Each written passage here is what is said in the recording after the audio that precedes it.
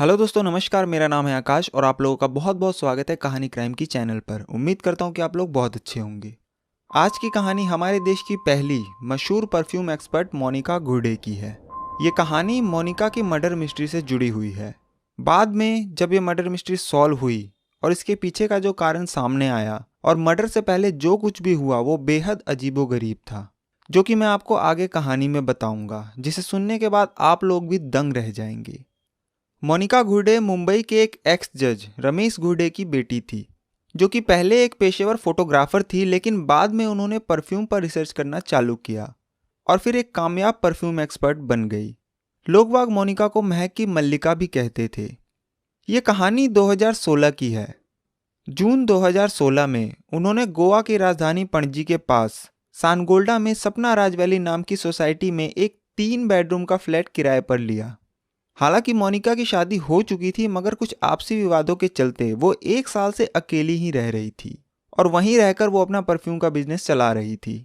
अपने इस प्रोफेशन की वजह से वो सोसाइटी में काफ़ी मशहूर थी और बड़े बड़े लोगों के साथ उठना बैठना होता था। 6 अक्टूबर 2016 को सुबह 9 से 10 बजे के बीच हमेशा की तरह उनकी एक मेड आती है और मोनिका के अपार्टमेंट की डोरबेल बजाती है, मगर अंदर से कुछ रिस्पॉन्स नहीं आता। उसके बाद वो मेड फिर घंटी बजाती है, मगर अब भी कोई रिस्पॉन्स नहीं मिलता। फिर वो कई बार बेल बजाती है, आवाज़ भी लगाती है और दरवाज़ा भी पीटती है, पर अब भी दरवाज़ा नहीं खुलता। अब वो थोड़ा घबरा जाती है और मुंबई में रह रहे उसके भाई आनंद गुर्डे को कॉल करती है और सारी सिचुएशन बताती है। फिर मोनिका का भाई आनंद कई बार मोनिका के मोबाइल पर कॉल करता है, मगर उधर से कोई फ़ोन नहीं उठाता। उसके बाद आनंद गुर्डे मोनिका की एक पड़ोसन को कॉल करता है, जो कि वहीं बगल के अपार्टमेंट में रहती थी और उसके पास मोनिका के फ्लैट की एक डुप्लीकेट चाबी थी। आनंद के कॉल करने के थोड़ी देर बाद ही वो महिला डुप्लीकेट चाबी के साथ वहां पहुंच जाती है। फिर वो उस डुप्लीकेट चाबी से दरवाजा खोलकर जैसे ही अंदर घुसती है, उसकी चीख निकल जाती है। वो देखती है कि मोनिका बेड पर सीधी लेटी हुई है। उसके दोनों हाथ पीछे बेड से बंधे हुए हैं और कमर से निचले भाग पर कोई भी कपड़ा नहीं है। वो फौरन पुलिस को कॉल करती है। थोड़ी देर बाद गोवा पुलिस सपना राजवैली के उनके अपार्टमेंट में पहुंच जाती है और जब नब्ज टटोली जाती है तो पता चलता है कि मोनिका की मौत हो चुकी है। फिर लाश को पोस्टमार्टम के लिए भेज दिया जाता है और कमरे की तलाशी ली जाती है। हैरत की बात यह थी कि उस पूरे अपार्टमेंट में कहीं से भी फोर्सफुली एंट्री के सबूत नहीं मिलते। कमरे में अंडे के छिलके भी पड़े हुए थे, जिससे पता चलता है कि अंडे भी खाए गए थे। उसके बाद मोनिका के पर्स को चेक किया जाता है कि इसमें कुछ सबूत मिल जाए, मगर पर्स में कुछ डेबिट कार्ड के बिल्स के अलावा और कुछ नहीं मिलता। अब पुलिस सोचती है कि चलो सीसीटीवी को खंगाला जाए ताकि कुछ मिले। तो पता चलता है कि उस सोसाइटी में कोई सीसीटीवी कैमरा ही नहीं है और यहाँ भी नाकामी ही हाथ लगती है। फिर पुलिस सपना राज वैली के लोगों से पूछताछ करती है कि किसी ने कोई संदिग्ध मोनिका के फ्लैट में आते या जाते देखा हो, पर यहाँ भी पुलिस को किसी से कोई जानकारी नहीं मिलती। उसके बाद पुलिस चोरी के एंगल से भी जांच करती है, मगर मोनिका के फ्लैट से ऐसी कोई भी चीज गायब नहीं थी जिससे कि यह साबित हो सके कि यह मर्डर चोरी के मकसद से किया गया हो। अब पुलिस सोचती है कि क्योंकि इस फ्लैट में जबरदस्ती कोई अंदर नहीं आया, तो जरूर जो भी अंदर आया और मर्डर किया वो मोनिका का जानकार था। और सबसे पहला शक जाता है मोनिका के पति भरत राम मरुथम पर, जो कि खुद तमिलनाडु के एक मशहूर फोटोग्राफर थे। पुलिस उनसे पूछताछ करती है, मगर पूछताछ में ऐसा कुछ सामने नहीं आता जिससे कि उन पर शक किया जाए।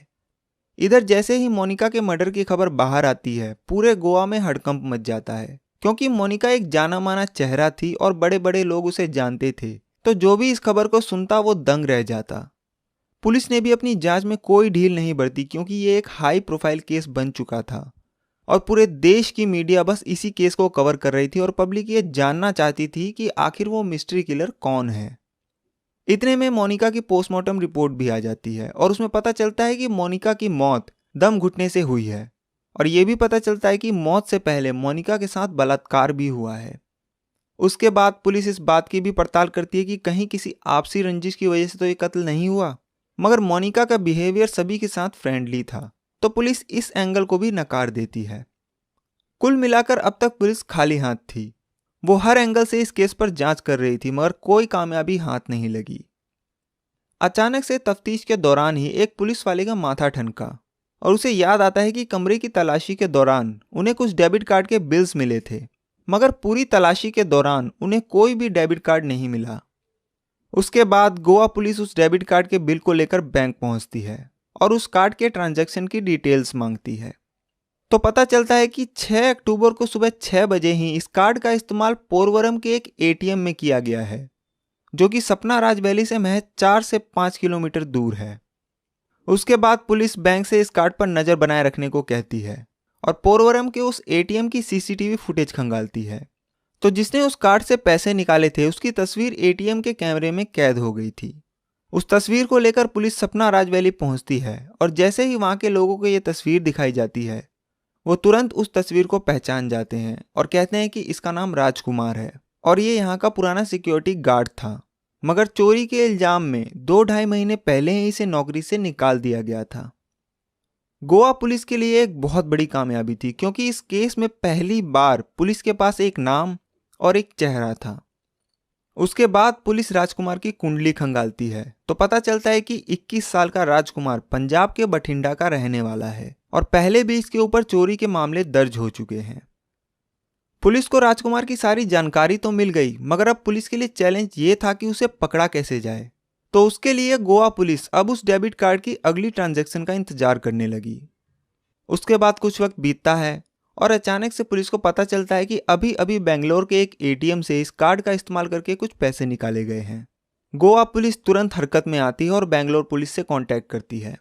बेंगलोर पुलिस उस एटीएम की फुटेज चेक करती है जहां से उसने पैसे निकाले थे। उस एटीएम की फुटेज में भी राजकुमार का चेहरा साफ साफ नजर आ रहा था। उसके बाद बेंगलोर पुलिस राजकुमार की फोटो लेकर उस एटीएम की लोकेशन के आसपास के होटल और लॉज में पूछताछ करना शुरू करती है। थोड़ी देर बाद ही एक होटल के रिसेप्शन पर वो राजकुमार की तस्वीर को पहचान जाता है और कहता है कि हाँ, इस शक्ल का एक बंदा हमारे होटल में ठहरा हुआ है, मगर वो अभी किसी काम से बाहर गया हुआ है। तो पुलिस वहीं रिसेप्शन पर राजकुमार के आने का इंतजार करने लगी और ये सभी पुलिस वाले सादी वर्दी में थे ताकि राजकुमार को कोई शक न हो। थोड़ी देर बाद राजकुमार जैसे ही रिसेप्शन पर पहुंचता है, पुलिस वाला उसे पहचान जाता है और उसे दबोच लेता है। तो मोनिका घुर्डे के मर्डर के सिर्फ 2 दिन बाद ही 8 अक्टूबर 2016 को राजकुमार को बेंगलोर के एक होटल से अरेस्ट कर लिया जाता है। फिर उसका नाम पूछा जाता है तो वो एक्सेप्ट करता है कि उसका नाम राजकुमार है। इसके बाद गोवा पुलिस को कांटेक्ट किया जाता है। फिर गोवा पुलिस बेंगलोर पहुंचती है और कोर्ट से ट्रांजिट रिमांड लेकर राजकुमार को गोवा लेकर आती है। अब उससे पूछताछ शुरू होती है और थोड़ी देर बाद ही राजकुमार अपना गुनाह कबूल लेता है।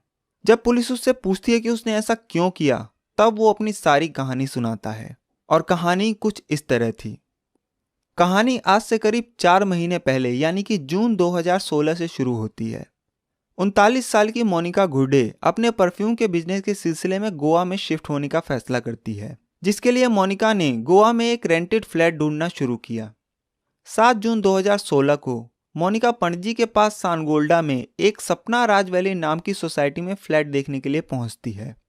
सोसाइटी के गेट पर मोनिका को सिक्योरिटी गार्ड राजकुमार मिलता है और उस सोसाइटी के मैनेजमेंट ने राजकुमार को पहले ही फोन कर दिया था कि कोई महिला आएंगी फ्लैट देखने तो उन्हें फ्लैट दिखा देना। उसके बाद राजकुमार मोनिका को फ्लैट दिखाता है और फ्लैट देखने के बाद मोनिका वहां से चली जाती है। मगर हुआ ये कि इस फ्लैट को देखने और दिखाने के दौरान राजकुमार मोनिका को अपना दिल दे बैठता है और उस पर बुरी तरह फिदा हो जाता है। फिर 4-5 दिन बीतने के बाद एक गाड़ी सपना राज वैली के गेट पर आके रुकती है। राजकुमार गेट ओपन करता है तो देखता है कि मोनिका अपने सामान के साथ वहां पहुंची हुई है। मोनिका राजकुमार को बताती है कि उसने जो फ्लैट उसे दिखाया था वो फ्लैट उसने ले लिया है। राजकुमार ये बात सुनकर मन ही मन बहुत खुश होता है और दूसरे लोगों की मदद से मोनिका का सामान उसके फ्लैट तक पहुंचवाता है। इन बीते हुए 4-5 दिनों में राजकुमार लगातार बस मोनिका के बारे में ही सोच रहा था और मोनिका का चेहरा उसके पूरे जहनो दिमाग पर छाया हुआ था। उसके बाद राजकुमार मोनिका से और ज्यादा मिलने और उसे देखने का तरीका ढूंढने लगा, पर क्योंकि वो एक सिक्योरिटी गार्ड था तो उसे ज्यादा मौका मिल नहीं रहा था। फिर उसने अपने मैनेजमेंट से बात की और कहा कि वो अपनी ड्यूटी के बाद सोसाइटी के लोगों की गाड़ी की धुलाई और सफाई का काम भी करना चाहता है। वहां का मैनेजमेंट उसकी बात को मान लेता है और उन्हें भी लगता है कि चलो इससे लोगों की जरूरत पूरी हो जाएगी और राजकुमार थोड़े एक्स्ट्रा पैसे भी कमा लेगा। पर राजकुमार के मन में कुछ और ही था और वो सीधे मोनिका के फ्लैट पर पहुंच जाता है और मोनिका को बताता है कि अब वो गाड़ी भी साफ करेगा। मोनिका भी मान जाती है और उसे अपनी गाड़ी साफ करने के लिए हाँ कर देती है। अब राजकुमार मोनिका की गाड़ी भी साफ करने लगा और गाड़ी की चाबी लेने और देने के बहाने वो मोनिका के फ्लैट में भी चला जाता और उसकी झलक भी देख लेता। मगर इसी गाड़ी की सफाई की वजह से एक दिन राजकुमार की नौकरी चली जाती है। हुआ ये कि एक दिन मोनिका का एक छाता उसकी गाड़ी से गायब हो गया। मोनिका राजकुमार से इस बारे में पूछती है पर वो मना कर देता है।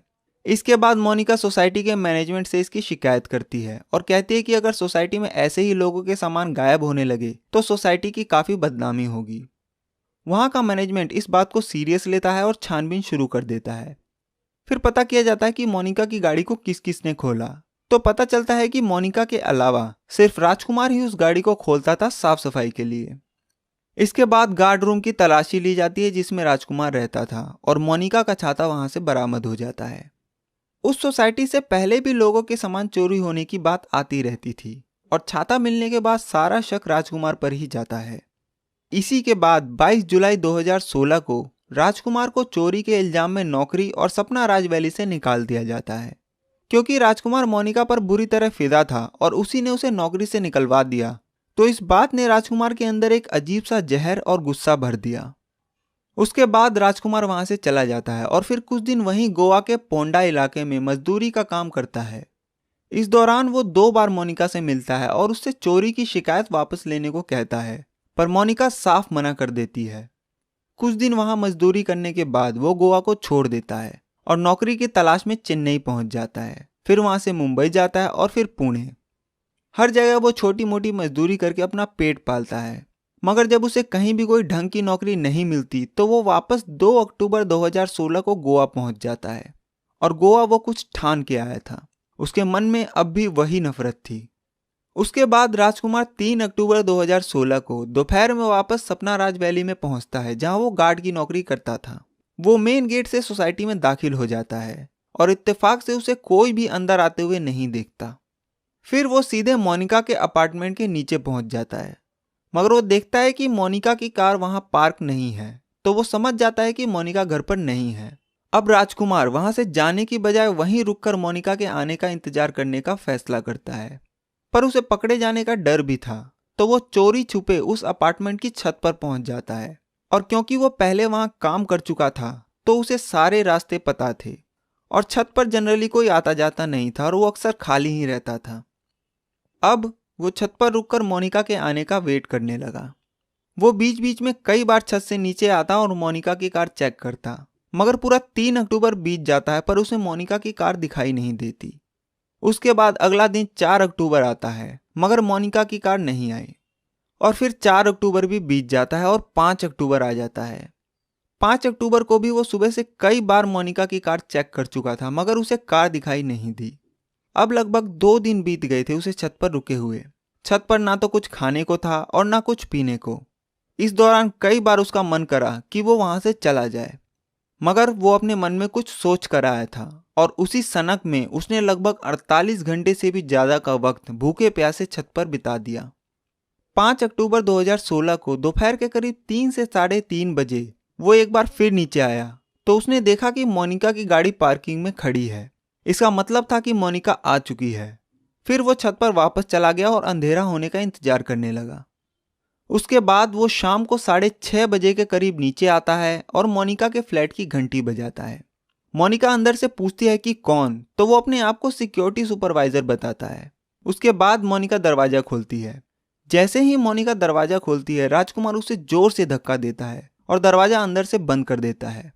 मोनिका को इतने कुछ समझ में आता उससे पहले वो अपनी जेब से चाकू निकालकर बोलता है कि अगर शोर किया तो चाकू मार दूंगा। मगर मोनिका फिर भी जोर से चिल्लाती है तो राजकुमार अपने हाथ से उसका मुंह दबाता है और उसे बाथरूम में ले जाता है। फिर डरा धमकाकर उस पर कंट्रोल करता है। इसके बाद वो चाकू के जोर पर मोनिका को बेडरूम में ले जाता है और उसे बेड पर लेटाता है और पहले उसके दोनों हाथ पीछे बेड से बांध देता है। फिर उसके दोनों पैरों को भी बेड से बांध देता है। अब राजकुमार चाकू की नोक पर उससे पैसे मांगता है। मोनिका बहुत डर जाती है और कहती है कि पर्स में जितने भी पैसे हैं सब ले लो। उसके बाद राजकुमार पर्स खंगालता है तो पर्स में से करीब 4,000 रुपए निकलते हैं, मगर राजकुमार का मन उससे नहीं भरता और वो उससे और पैसे मांगता है। तो मोनिका बोलती है कि मेरे पास तो अभी बस इतने ही पैसे हैं, अगर तुम्हें और पैसे चाहिए तो मेरे पर्स में डेबिट कार्ड है, उसे ले लो और एटीएम से पैसे निकाल लेना। मगर राजकुमार को डेबिट कार्ड का इस्तेमाल करना नहीं आता था, तो बकायदा मोनिका उसे पैसे निकालने का तरीका भी बताती है कि ऐसे कार्ड डालना है, फिर लैंग्वेज चूज करनी है, फिर पिन डालना है और डेबिट कार्ड का पिन नंबर भी बता देती है। मोनिका को लगता है कि अब राजकुमार यहाँ से चला जाएगा, मगर राजकुमार पैसे और कार्ड लेकर वहां से उठता है और एक कपड़ा लेकर मोनिका के मुंह में ठूस देता है। और हाथ पैर बांधने और मुंह में कपड़ा ठूसने के बाद जब उसे तसल्ली हो जाती है कि मोनिका अब कुछ कर नहीं सकती, तो वो बड़े इत्मीनान से वहां से उठता है और फिर किचन में जाता है। फ्रिज से पानी निकालता है, पानी पीता है, अंडे निकालता है, उन्हें बॉईल करता है और फिर बड़े आराम से खाता है। और उसे कोई जल्दीबाजी नहीं थी, वो बड़ी ही तसल्ली से खा पी रहा था क्योंकि उसे पता था कि मोनिका उस फ्लैट में अकेली रहती है। वो बड़े ही इत्मीनान से फ्रिज से आइसक्रीम निकालकर खाता है, फिर चॉकलेट खाता है। 2 दिन से जो वो छत पर भूखा प्यासा था, वो अपनी सारी भूख और प्यास मिटाता है। इन सब में रात के तकरीबन 12 बज चुके थे। जब उसका पेट भर गया तो वो फिर वापस मोनिका के पास पहुंचता है। फिर वो मोनिका का फोन लेता है तो उसमें स्क्रीन लॉक लगा था। वो फिर चाकू के दम पर उसका पासवर्ड पूछता है, तो मरता क्या ना करता मोनिका उसे पासवर्ड बता देती है। इसके बाद राजकुमार मोनिका के मोबाइल में पॉर्न साइट खोलता है और जबरदस्ती उसे 3 अश्लील क्लिप्स दिखाता है। मोनिका अब बिल्कुल बेसुध सी हो चुकी थी और अब उसे लग गया था कि राजकुमार उसे छोड़ने वाला नहीं है। उसके बाद राजकुमार मोनिका के दोनों पैर खोल देता है और कमर से नीचे के सारे कपड़े उतार देता है और फिर अपनी उस चाहत को पूरा करता है जो कि उसके दिमाग में पहले दिन से थी जब उसने मोनिका को देखा था, और वो मोनिका के साथ बलात्कार करता है। अब तक रात के करीब 2-2:30 बज चुके थे और लगभग 8 घंटे से वो मोनिका के कमरे में था। जब उसका मन भर गया तो वो अब पहली बार घबराया, क्योंकि उसे पता था कि वो राजकुमार को अच्छी तरह से जानती है और अगर उसने ये बात पुलिस को बताई तो वो पकड़ा जाएगा। इसके बाद वो उसी बेड से एक तकिया उठाकर मोनिका का मुंह दबाने लगा और तब तक दबाता रहा जब तक कि मोनिका की मौत नहीं हो गई। फिर वो वहां से आराम से उठा और बाथरूम में गया। उसे अब भी कोई हड़बड़ाहट नहीं थी। उसके बाद उसने शेव किया, फिर नहाया और 6 अक्टूबर 2016 की सुबह 3:30 बजे अंधेरे में वो चोरी छुपे वहां से निकल गया। फिर सुबह 6 बजे एटीएम से पैसे निकालने के बाद वो बेंगलोर चला गया, जहां से पुलिस ने उसे अरेस्ट किया। उसकी ये कहानी सुनने के बाद सारे पुलिस वाले भी दंग थे जिस तरह से उसने ये रेप और मर्डर किया था।